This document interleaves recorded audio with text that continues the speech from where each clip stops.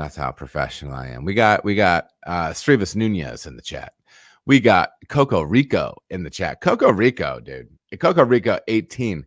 Coco Rico, I don't know if I've seen you in there before. Is this your are you a first time, long time Coco Rico? Even if you're his first time, welcome. Welcome, fellow person.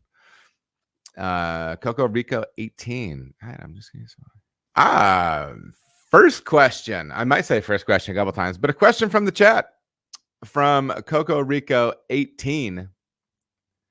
Hi, Adam. Just curious about how do you deal with dropped objects on the brewery floor, like tri-clamps and gaskets, in terms of preparation process before getting them back in use? And Coco Rico said that it is his first time. Well, welcome, Coco Rico. I like saying it. I think in general, you know, I've had a situation where definitely if you're talking about if you drop a gasket on the floor, you're getting ready to make a connection from one tank to another for a transfer, this, that, or anything. Any transfer that you want to be clean. If you're dropping a gasket on the floor, I think it stays there and you get another new one that's clean and sanied.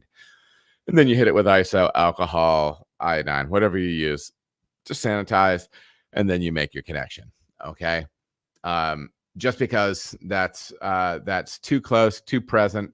Sometimes I will, if I drop a triclover, I will grab a different one that's clean, but a triclover is something I'm more likely to pick up and use. Sometimes I might spray it again or whatever, but usually I just grab a new clamp as well. And I work very hard to try not to drop them either. I'll generally keep them in one of the chemical buckets, which is around me, whether that be a sanitizer bucket or a foaming acid that we use in the brewery to clean the port prior to hitting it with alcohol. I'll do that. You know, one time I had a period of time where I was working with a person and they were getting ready to make a transfer. And so they're hunched up over there and they have their gasket out of sanitizer and they're spraying the ports or whatever, and they're getting ready to make their connection, and they dropped the gasket, and then they looked over at me. I just happened to see it happen at the time. My guess is if I wasn't looking, they just would have picked it up and used it, even though they knew that that wasn't what I preferred. So, you know, it's just one of those things. It's a pain in the butt, but yeah, get up and get another one. If you can clean it again or something like that, that's fine. But in general, if stuff's hitting the floor, I usually, especially softs that I'm going to be making connections with, stuff like that.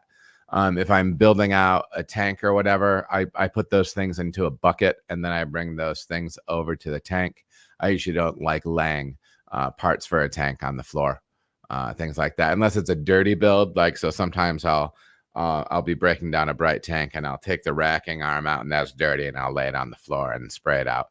That racking arm can be kind of unwieldy for the what's it called? What was I going to call it?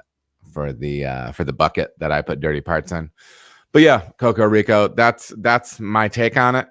And yeah, appreciate the question and welcome. First time, long time, or just first time?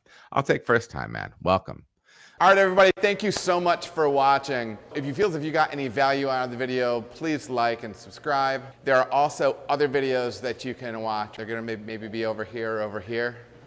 Appreciate you watching.